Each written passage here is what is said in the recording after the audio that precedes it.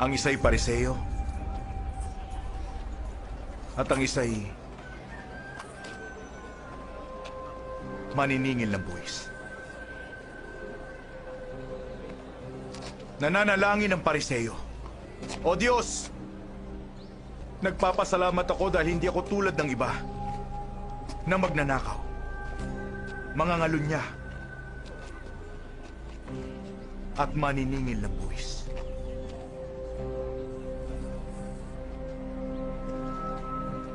Ngunit ang maniningil ng buwis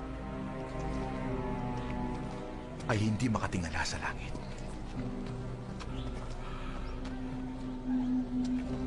At sinabi niya, "O Diyos, Habang po kayo sa akin, isa akong makasalanan.